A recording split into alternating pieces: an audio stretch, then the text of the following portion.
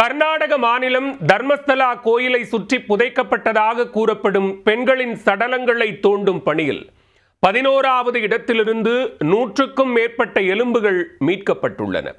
முதற்கட்ட ஆய்வில் மீட்கப்பட்ட எலும்பு பாகங்கள் பற்றி தெரியவந்த தகவல்கள் என்ன?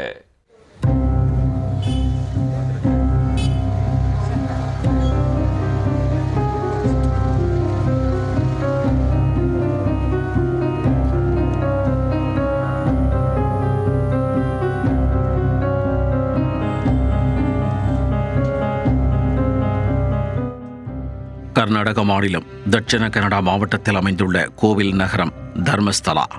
இங்கு 800 ஆண்டுகள் பழமையான பிரசித்தி பெற்ற மஞ்சுநாதர் கோவில் அமைந்துள்ளது.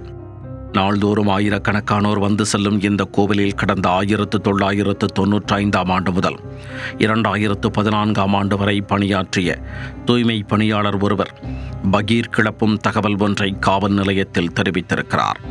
அவர் அளித்த அந்த வாக்குமூலம் தான் தற்பொழுது நாட்டையே உலுக்கி எடுத்துள்ளது. தனது வாக்குமூலத்தில் 100க்கும் மேற்பட்ட சிறுமிகள், பள்ளி மாணவிகள் மற்றும் பெண்களை பாலியல் வன்கொடுமைக்கு உள்ளாக்கி கொடூரமாக கொலை செய்து சடலமாக கொண்டு வந்த நபர்கள் அவற்றை யாருக்கும் தெரியாமல் புதைக்கச் சொல்லி தன்னை கட்டாயப்படுத்தியதாக குறிப்பிட்டுள்ளார். கோவிலை சுற்றி உள்ள காட்டுப்பகுதியில் 100க்கும் மேற்பட்ட பெண்களின் சடலங்களை புதைத்ததாகவும் திடுக்கிடும் வாக்குமூலம் அளித்து போலீசாரையே நிலைகுலைய வைத்துள்ளார். கடந்த ஜூலை மாதம் 4ஆம் தேதி தர்மஸ்தலா காவல் நிலையத்தில் இந்த புகாரை அளித்திருந்தார். அதனைத் தொடர்ந்து கர்நாடக அரசு சிறப்பு புலனாய்வு குழுவை அமைத்து அவர் சுட்டிக்காட்டிய பகுதிகளில் முதற்கட்டமாக 13 இடங்களில் உடல் பாகங்களை தோண்டி எடுக்கும் பணி நடைபெற்று வருகிறது. அந்த வகையில் இதுவரை 11 இடங்களில் இந்த பணிகள் நடைபெற்றன.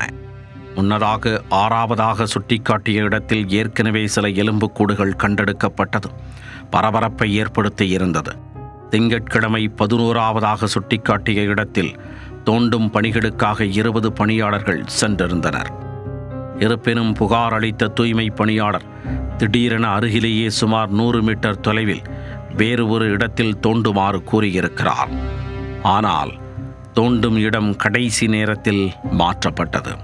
அவர் குறிப்பிட்ட இடத்தில் தோண்டிய போது மனித எலும்புக்கூடுகளின் ஏராளமான பாகங்கள் அடுத்தடுத்து கிடைக்க ஆரம்பித்தன.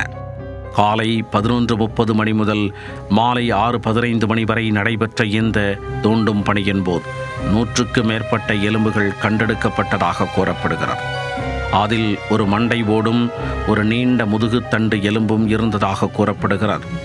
கண்டெடுக்கப்பட்ட எலும்பு பாகங்களை 3 பக்கெட்டுகளில் சேகரித்த அதிகாரிகள் நீண்ட எலும்புகளை 2 PVC குழாய்களில் பாதுகாப்பாக அடைத்தனர். அந்த எலும்புக்கூடுகளை பல்வேறு சோதனைகளுக்கு உட்படுத்த ஆய்வுக்கூடத்திற்கு அனுப்பி வைத்தனர். இந்த எலும்புக்கூடுகள் 3 வெவ்வேறு மனிதர்களுடையது என முதற்கட்ட தகவல்கள் தெரிவிக்கின்றன. அதில் 2 ஆண்களின் எலும்புகளும் ஒரு பெண்ணுடைய எலும்புகளும் இருப்பதாக தெரிய வந்துள்ளது.